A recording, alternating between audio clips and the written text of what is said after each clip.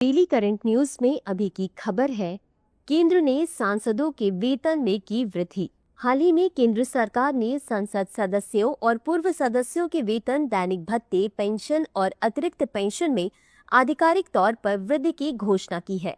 यह बढ़ोतरी 1 अप्रैल 2023 से प्रभावी होगी। बता दें कि यह परिवर्तन संसद सदस्यों के वेतन, भत्ते और पेंशन अधिनियम 1954 द्वारा प्रदत्त शक्तियों के तहत किया गया है। साथ ही आयकर अधिनियम 1961 में उल्लिखित लागत मुद्रास्फीति सूचकांक पर आधारित है। आगे बढ़ने से पहले आपको बता दें, दृष्टि आईएएस अपने 25 वर्ष पूरे होने के अवसर पर लाया है 25th foundation year special discount का आखिरी मौका।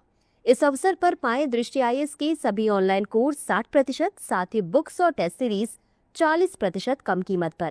यह ऑफर 26 और 27 मार्च तक उपलब्ध है। ऑफर का लाभ उठाने के लिए संपर्क करें 8750187501 पर। अब देखते हैं सांसदों के लिए संशोधित लाभ किस प्रकार है। वेतन: सांसदों का मासिक वेतन 1 लाख रुपए से बढ़ाकर 1,24,000 कर दिया गया है। दैनिक भत्ता: दैनिक भत्ता 2,000 रुपए से बढ़ाकर 2,500 रुपए कर दिया गया है। पूर्व संसद सदस्यों की पेंशन 25,000 रुपए प्रतिमाह से बढ़ाकर 31,000 रुपए प्रतिमाह कर दी गई है। 5 वर्षों से अधिक की सेवा के प्रत्येक वर्ष के लिए अतिरिक्त पेंशन को 2,000 रुपए प्रतिमाह से बढ़ाकर 2,500 रुपए प्रतिमाह कर दिया गया है। सांसदों की सैलरी बढ़ाने की प्रक्रिया: सांसदों के वेतन, भत्ते और पेंशन का प्रावधान सांसद वेतन, भत्ता और पेंशन अधिनियम 1954 के तहत किया गया है।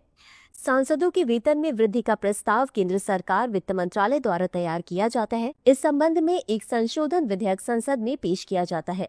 विधेयक को पहले लोकसभा में पेश किया जाता है, जहां सांसद इस पर चर्चा करते हैं। फिर इसे राज्यसभा में भेजा जाता है और वहां से भी मंजूरी मिलने के बाद राष्ट्रपति की सहमति के लिए भेजा जाता है।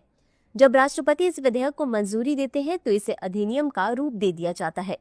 इसके बाद सरकार राजपत्र जारी करके इसे लागू कर देती है। गौरतलब है कि पहले सांसदों के वेतन और भत्ते को समय समय पर संशोधित करने के लिए वित्त मंत्रालय को अधिकृत किया गया था, लेकिन 2020 में एक संशोधन के बाद सांसदों के वेतन में संशोधन अब संसद द्वारा ही किया जाता है। तो चलिए अंत में देखते हैं आज के अभ्यास प्रश्न को। निम्नलिखित कथनों पर विचार कीजिए। 1. हाल ही में केंद्र ने सांसदों के वेतन और दैनिक भत्तों में वृद्धि की घोषणा की है। 2. यह परिवर्तन संसद सदस्यों के वेतन, भत्ते और पेंशन अधिनियम 1954 द्वारा प्रदत्त शक्तियों के तहत किया गया है। उपरोक्त में से कौन सा या कौन से कथन सही है? यह सही है। ए केवल 1, बी केवल 2, सी 1 और तो दोनों, डी न तो 1 और न ही 2। इस प्रश्न का उत्तर कमेंट बॉक्स में जरूर दें। अभी के लिए बस